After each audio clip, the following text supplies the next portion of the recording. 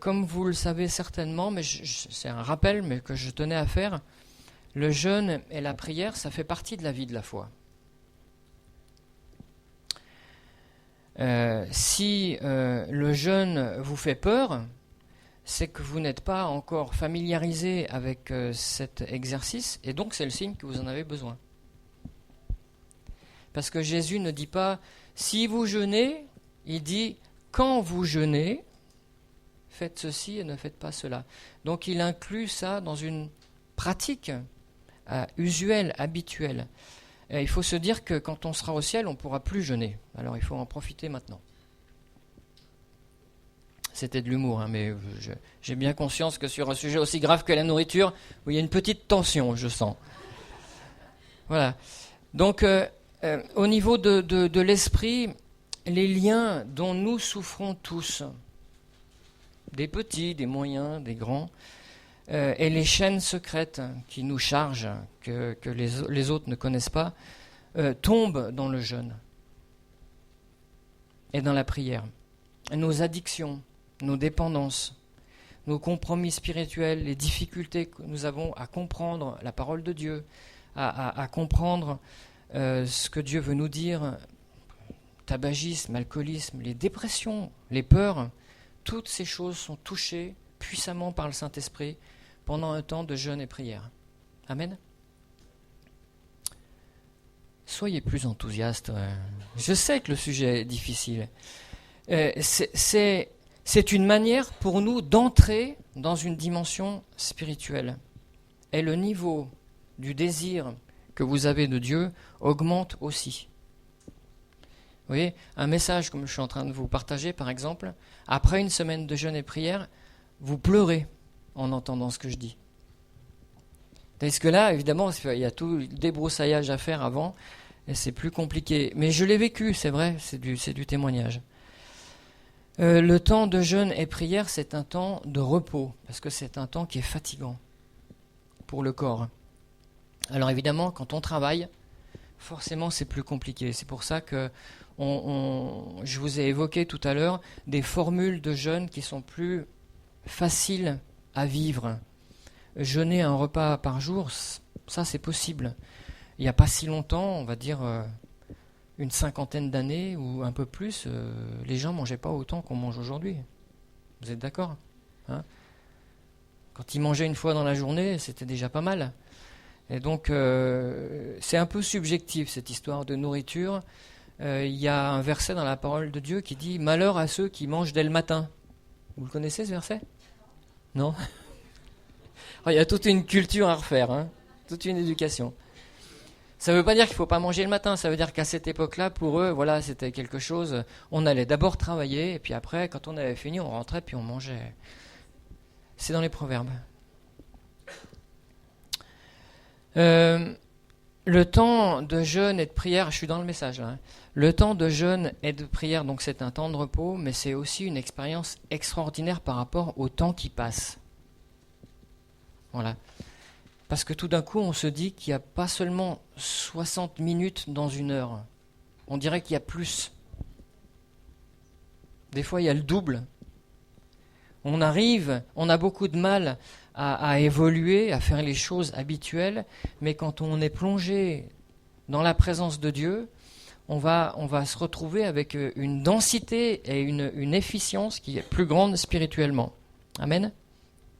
On a une perception différente des Écritures, des messages, des autres. On a aussi une vision plus claire.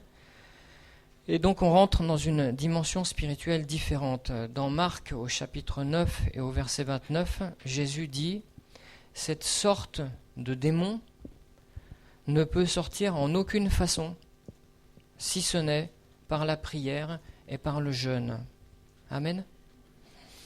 On a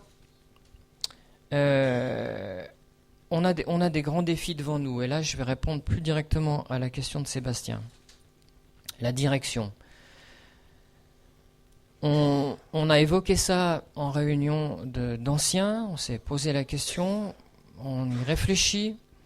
Je vais vous évoquer plusieurs points qui nous concernent vraiment directement. On n'est pas dans la généralité, dans les trucs nébuleux, on est vraiment dans des choses précises. Et vous allez certainement me dire, quand j'aurai terminé, qu'on oublie des choses encore. Mais globalement, pourquoi est-ce qu'une église a avantage à pratiquer ce genre d'exercice? Globalement, il y a l'œuvre de Dieu dont nous sommes tous responsables. Vous savez, quand Dieu a dit à Moïse, je vais vous donner un pays, je vais vous conduire, je vais vous sortir de l'Égypte, c'est le film Les 10 Commandements pour ceux qui n'ont pas lu l'Exode, je vais vous conduire hors de l'Égypte où vous étiez en captivité, je vais vous emmener jusque dans un pays que je vous donne, un pays fabuleux, un pays... Alors les images à cette époque c'était où coule le lait et le miel, maintenant on dirait certainement plus ça, on dirait autre chose, mais en tout cas c'était la terre promise, c'était tout leur espoir. Ils passaient d'un état où ils étaient esclaves, ils n'avaient rien, à un état de liberté dans un pays pour qu'ils soient une nation et que Dieu règne sur eux. Et le chemin qui les a emmenés, on le connaît, est passé par un désert, et quand ils sont rentrés dans ce pays, ils se sont aperçus que ce pays était occupé par tout un tas de peuples et d'ennemis et d'opposants, et ça a été une énorme surprise. On le lit à la fin d'Exode et au début de Josué. Ça a été tellement une surprise qu'ils ont dit finalement ça ne nous intéresse pas. Le programme de Dieu, il nous a dit que ça serait... Il nous a dit qu'il allait nous donner un truc grand et nous on a compris un truc facile. Vous voyez comme on est. Et c'est pas ce que Dieu avait dit. Et finalement, si je fais cette analogie avec le jeûne aujourd'hui, avec notre vie chrétienne, notre vie spirituelle, c'est parce qu'on est exactement dans la même configuration. C'est-à-dire que pour entrer dans ce que Dieu a prévu de nous donner, de donner à ceux qui croient en lui, il y a une frontière à franchir, il y a un chemin à suivre, et quand on est dedans, ça bagarre, ça résiste. Et finalement, si vous analysez bien ce que ces gens ont vécu à cette époque, vous vous apercevrez qu'ils cherchent toujours à se contenter du minimum. C'est l'appréciation qui revenait le plus souvent sur mes bulletins, ça. Je connais la mentalité. Et Dieu m'a délivré. Amen. Et il y a quelque chose maintenant de différent. Il y a une autre dynamique dans laquelle le Saint-Esprit veut nous faire rentrer. Mais à cause de la propension naturelle que nous avons de nous contenter de ce qu'on a, de nous limiter, de ne pas fournir l'implication nécessaire, on reste toujours en deçà de ce que Dieu voudrait pour nous. Et on soupire sans arrêt après la guérison, la délivrance, le bonheur, la joie, la détente, etc.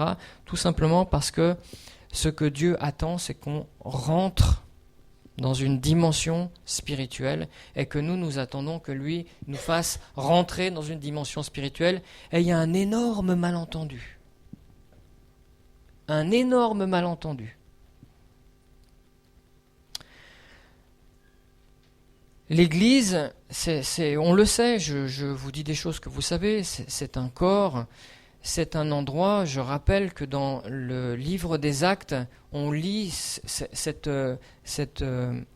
pensée que quand les gens voyaient les chrétiens à Jérusalem qui se rassemblaient après que la résurrection de Jésus ait lieu, et il se passait des choses, il se disait des choses, on voyait, on sentait des choses, et les gens avaient peur de rentrer dans l'Église. Vous vous rappelez de ce verset? Les gens craignaient de se joindre aux chrétiens.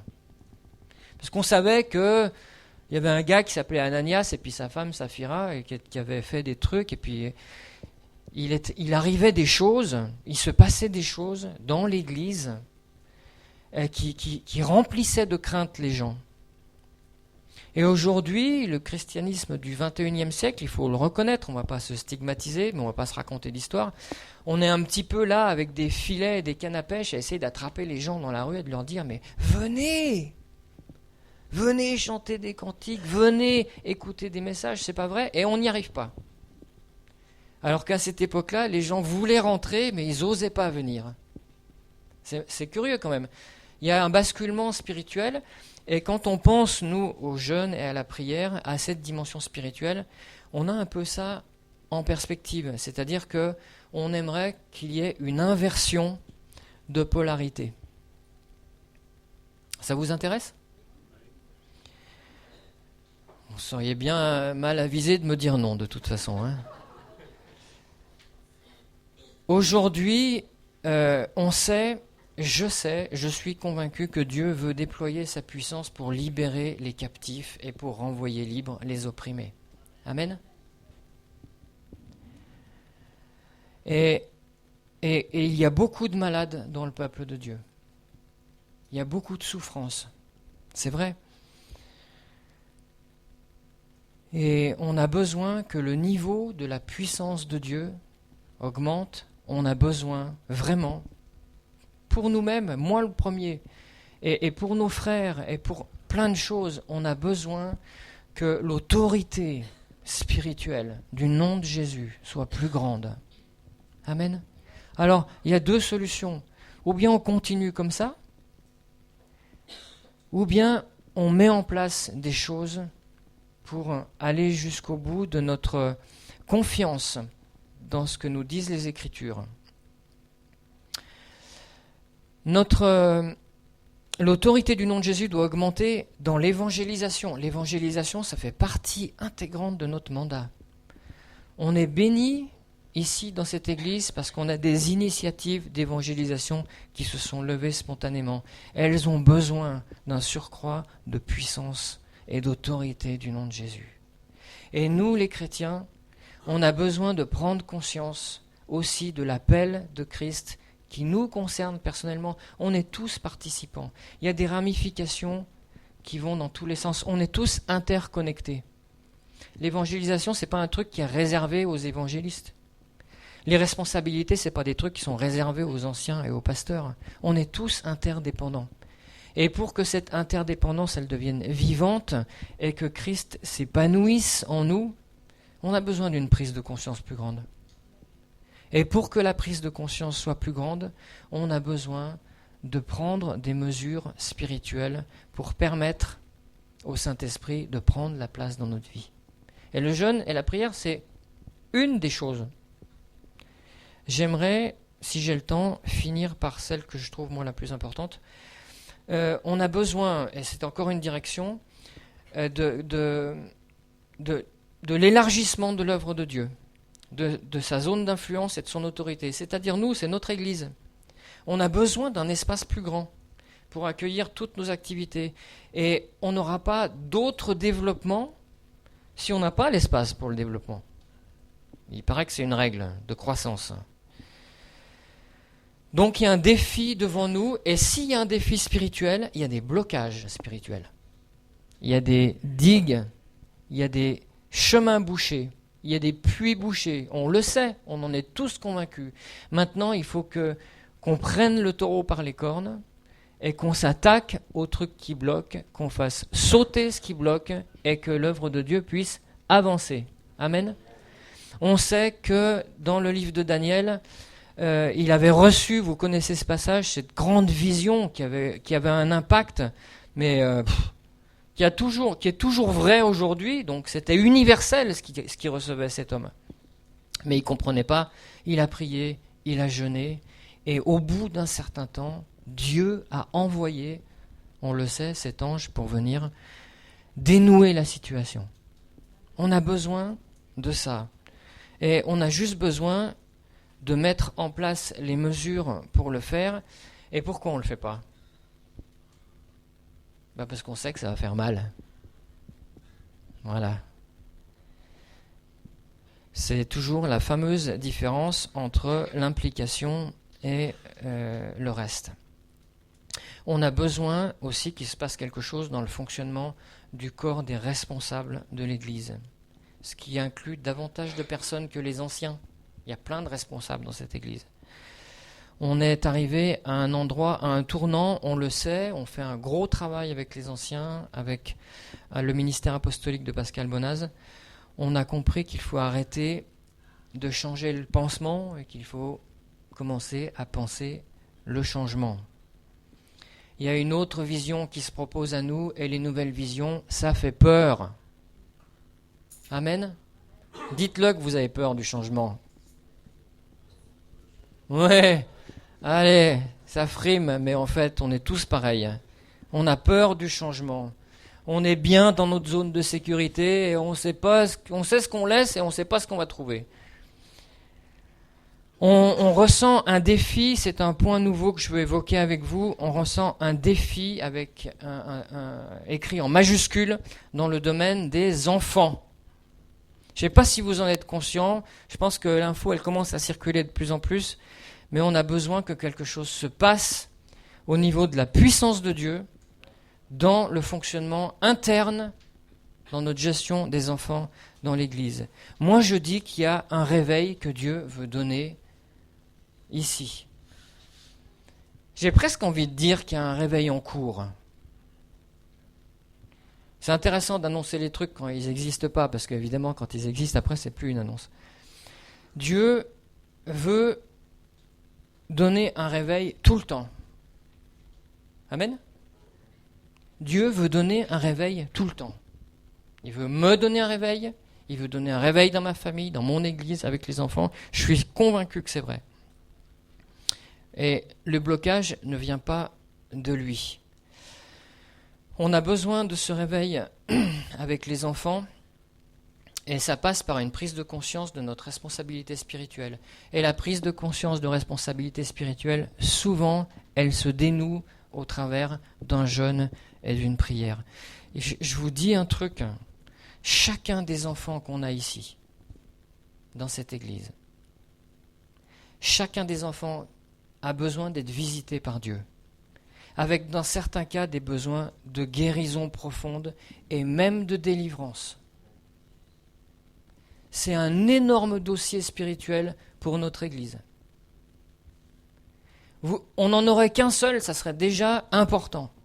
Mais là, demandez à Nathalie, posez-lui des questions. Il y a de quoi être alerté, vraiment, parce qu'il se passe des trucs, on ne peut pas passer les yeux comme ça et passer à côté et rester tous centrés sur notre culte, sur nos cantiques, sur nos petits messages. C'est pas juste. La charge des enfants dans une église, et c'est qu'une toute petite partie, c'est comme je l'ai dit dans le mail que j'ai fait passer, c'est un acte d'obéissance et d'adoration qui est aussi important que de louer pendant 1 heure en chantant des cantiques. Et ça, c'est quelque chose qui n'est pas bien rentré dans notre tête. Il y a quelque chose de sacralisé sur une partie du culte et l'autre partie qui a été un peu négligée. Donc, on ne peut plus faire comme si rien n'était, et on a besoin qu'il y ait un impact spirituel sur cette partie de notre vie d'église. Et puis, le dernier point, vous l'aurez tous compris, parce que vous avez des oreilles qui reçoivent beaucoup d'infos, l'éducation et l'enseignement sont devenus un enjeu spirituel dans le monde entier. Dans le monde entier. J'ai fait des recherches et j'ai écrit cette brochure sur la théorie du genre que peut-être vous avez lu. On y voit et c'est démontré que c'est un mouvement mondial. C'est quelque chose d'extrêmement lourd qui représente, d'après moi, une espèce de vague de confusion qui déferle sur le monde entier. Et il est important que nous, on prenne notre place en face de cette chose. Ce qui est sûr, c'est qu'on ne pourra pas rester les bras ballants. Il y a des manifestations, il faut manifester. Il y a des actions de fond, il faut prendre position sur des actions de fond. Et là, je fais de la pub pour l'éducation chrétienne. Vous allez bientôt recevoir un mail qui vous mettra en contact avec le site internet qu'on est en train de terminer. Et on est tous interdépendants aussi dans ce dossier. Amen. On est tous une brique du mur qui peut se dresser pour arrêter ce qui déferle. Alors il faut qu'on fasse en sorte qu'il n'y ait pas de trou dans ce mur. Dieu attend de nous une réponse. Vous connaissez cette citation d'un philosophe anglais qui dit que si le mal prospère dans le monde, c'est à cause de l'inaction des gens de bien. Si le mal prospère, c'est parce que ceux qui savent ce que c'est que le bien sont dans l'inaction ou ne sont pas suffisamment dans l'engagement. Et ce que Dieu nous demande, et ça va peut-être nous faire drôle parce qu'on ne s'attendait pas à ce que ça arrive par ce biais-là, mais d'affronter les puissances du mal, ça peut se faire par ce biais. De rencontrer, d'aller au-devant de la persécution, ça peut se faire par ce biais-là. Et il nous suffit en fait de comprendre que Dieu est opposé à ces choses, qu'il a un message contraire à ces choses, et qu'il nous demande, nous qui sommes son corps, ses mains, sa bouche, de le dire et de le faire. Amen. De le dire et de le faire, de nous impliquer. Et peut-être que jusqu'à maintenant, on a réussi à s'impliquer un petit peu par-ci, un petit peu par-là. À mon avis, c'est fini ce truc-là. C'est la main, le bras et l'épaule qu'il va falloir mettre dedans. Et vous allez voir, quand on sera à l'épaule, on va passer dedans. Complètement. Et c'est la meilleure chose qui puisse nous arriver. Parce que finalement, un chrétien qui n'est pas persécuté, c'est un chrétien qui est en danger. Dites amen à ça. Un chrétien qui n'est pas persécuté, c'est un chrétien qui est en danger.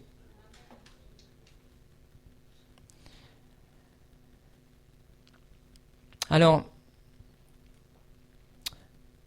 ce que je voulais enchaîner par rapport à ça, je vais aller directement à ma conclusion.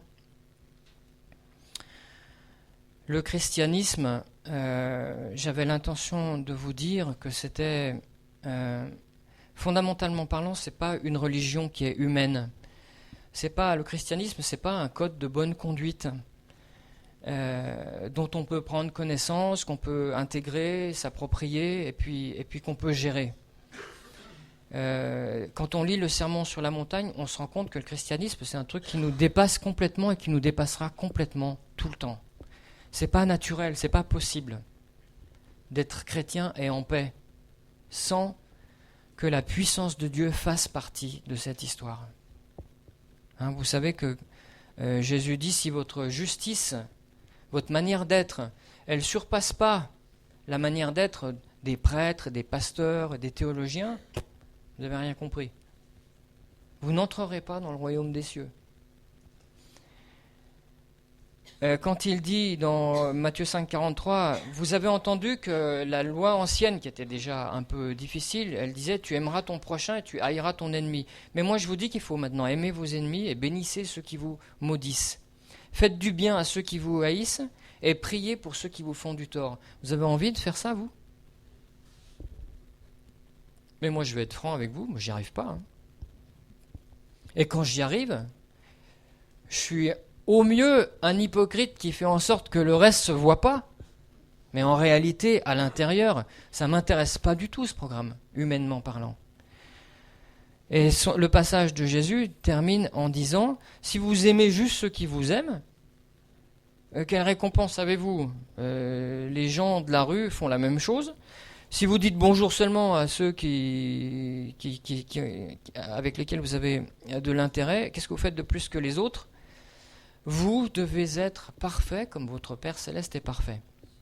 Ce que je veux dire, c'est pas pour nous stigmatiser, c'est simplement que dès les premières minutes de son ministère, Jésus nous montre qu'en fait, le christianisme, c'est quelque chose qui dépasse toutes les possibilités humaines.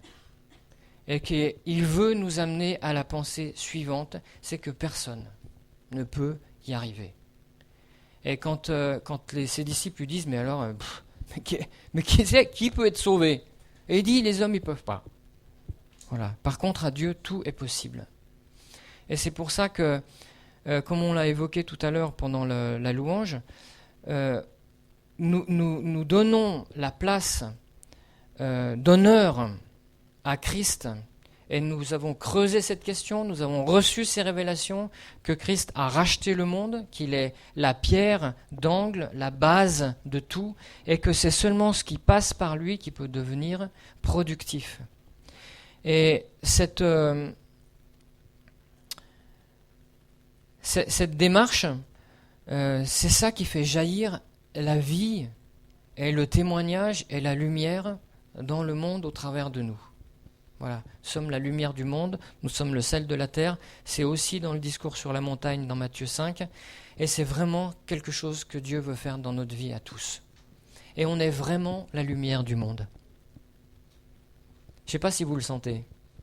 À voir l'obscurité qui envahit tout, les valeurs du bien qui sont contestées, moquées, renversées.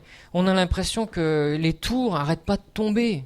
Moi, j'ai cette impression, dès qu'on regarde dans le monde, on dirait toujours qu'il y a une tour qui tombe quelque part. Prophétiquement, il a dû se passer quelque chose en 2001 avec ces tours qui sont tombées, et ça n'arrête pas de tomber les unes après les autres. Et nous sommes là au milieu, et Dieu nous demande de construire des choses, de construire un autel, de construire un abri, de construire des digues, de construire des murs, de planter des arbres, comme il demandait à Jérémie. Il avait dit à Jérémie, tout va être détruit, la ville va être prise, mais toi tu vas acheter un champ et puis tu vas faire ceci. Il ne comprenait pas. On est vraiment à contre-courant du monde. Et c'est pour ça aussi qu'on a besoin du jeûne, de la prière, de l'implication spirituelle, parce que Dieu veut faire grandir ça en nous. Et aujourd'hui, vous m'écoutez moi, mais demain, il a envie que tout le monde prêche ça. Il veut enflammer les cœurs de chacun de nous ici. Et qu'on devienne, après nous, dans notre coin, des personnes qui font résonner ce message et qui transmettent aussi de l'espoir et puis quelque chose qui vient de lui. Alors, je vais conclure maintenant.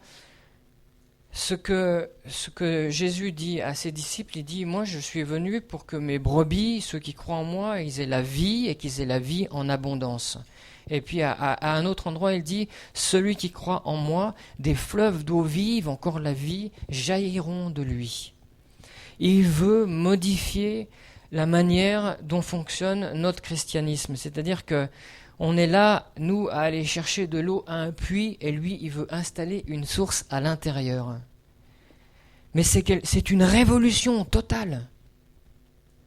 La religion, elle nous pousse à aller puiser au truc parce que finalement, on gère cette relation. On va prendre quand on a besoin, etc. Mais lui, il veut introduire une nouvelle création. Il veut que cette source, elle jaillisse de l'intérieur. Évidemment, quand elle jaillit de l'intérieur, ça peut déborder, et c'est plus moi qui gère. Et pour ça, il a besoin qu'on fasse le point maintenant. Et je vous demanderai de réfléchir maintenant à votre vie, à vos voies, à la manière dont vous conduisez votre vie. J'aime beaucoup dans le prophète Agé, si vous avez rien à faire cet après-midi, allez-y, lisez. Il y a 3 ou 4 chapitres, c'est très très court. C'est extraordinaire. Et il leur dit, considérez bien vos voies. Regardez votre vie. Regardez. Entre ce que moi je veux et comment la chose est gérée. Est-ce que tu crois vraiment dans ce que tu crois ? Tu crois que tu crois. Mais est-ce que tu crois vraiment dans ce que tu crois ? Écoute bien ce que je dis. Saisis-toi de ce qui te concerne. Les rêves qui ont été semés en toi. Et applique-les dans ta vie et tu verras la gloire de Dieu. Arrête d'avoir peur. Arrête d'avoir peur. On est tous pris dans la peur. Je vais vous dire. Et si on n'arrive pas à appliquer rigoureusement les conseils de Dieu pour notre vie, pour la vérité, pour le mensonge, pour la sécurité, c'est parce qu'on a peur, on est tenu par la peur. Il y a même des choses qu'on s'interdit de croire inconsciemment, et même de penser, parce que ça nous fait peur, parce qu'on trouve que Dieu va trop loin. Alors le conseil de Dieu, c'est ça. Réfléchis bien, considère bien tes voies, regarde où tu en es aujourd'hui. Regarde ce que tu voudrais, le rêve de Dieu qu'il a semé dans ton cœur, ce que le Saint-Esprit a semé. Et puis tu vas mesurer ce qui t'en sépare, le vide, l'abîme qui te sépare de ce rêve. C'est un abîme de peur. Et je veux que tu les écrives toutes, que tu les nommes toutes, que tu en dresses une liste et que tu n'en oublies aucune. Et en face d'elle, de chacune d'elles, tu écriras le nom de Jésus. Parce que tout genou fléchira, toute langue confessera que Jésus-Christ est Seigneur, à la gloire de Dieu le Père. Seigneur, est-ce que tu veux être de ceux qui vont confesser ça, en esprit et en vérité? Ceux dont le cœur va se dilater, se remplir. C'est le désir de Dieu pour notre vie. Dès à présent, maintenant, chaque jour qui passe sans ça, c'est un jour perdu. C'est une forme de perdition pour Dieu. Je ne parle pas de perdition éternelle. Je parle de passer à côté de l'héritage. Et tant que tu resteras prisonnier de tes peurs, tu vivras non pas sous la seigneurie de Jésus, qui pourtant t'a racheté, parce que tu es à lui, mais tu vivras sous l'autorité du maître de la peur, derrière les miradors de la peur. Et derrière les miradors de la peur, on chante quand même. Il est Seigneur, il est vainqueur. Alors que toute notre vie demeure sous l'autorité d'une autre autorité, le Seigneur des peurs. Et vous savez comment on dit Seigneur en cananéen? On dit Baal.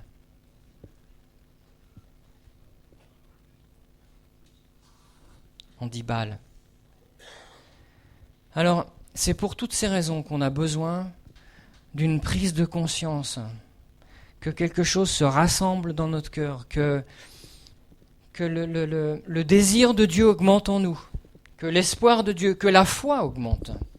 Et quand Jésus dit cette sorte de démon ne s'en va que dans le jeûne et la prière, il pourrait parler de n'importe quoi d'autre. Cette peur qui te lie, il n'y a que le jeûne et la prière. Mais elle peut partir. Et toutes les peurs ont été déjà vaincues. Tout ce qui nous incombe à nous, c'est de dire, maintenant je crois davantage dans la folie que Jésus va me garder, me sauver, me porter, que dans toute la réalité que me montre la réalité. Que je ne vais pas y arriver, que je suis tout seul, que c'est pas possible, que si, que là. Et les 1000 raisons, vous pouvez les avoir. Il n'y a qu'une seule bonne raison, c'est que Jésus s'est engagé par promesse. Qu'il ne nous laisserait pas, qu'il ne nous abandonnerait pas. Et ceux qui vont le mettre au défi et dire, Seigneur, il y a du vide ici, et ben je vais franchir ce vide, et toi tu vas me porter, parce que c'est écrit, il te portera avec des anges. Et c'est là, dans ces actes de confiance absolue, que Dieu engage toute sa personne pour nous. Et c'est au travers de ces circonstances que les fleuves d'eau vive, que la source, elle s'ouvre dans notre cœur. Parce que tu m'as fait confiance, alors voilà. Souvenez-vous, Abraham, il lui a demandé un truc de fou. Il lui donne un enfant, puis après il lui dit, tu vas me le donner maintenant. Bon, il faut le tuer. Et c'est à partir du moment où Abraham l'a fait que l'œuvre de Dieu dans sa vie a pris une nouvelle dimension. Et Dieu nous attend pas dans les efforts, Dieu ne nous attend pas dans les exploits spirituels, il nous attend dans la confiance.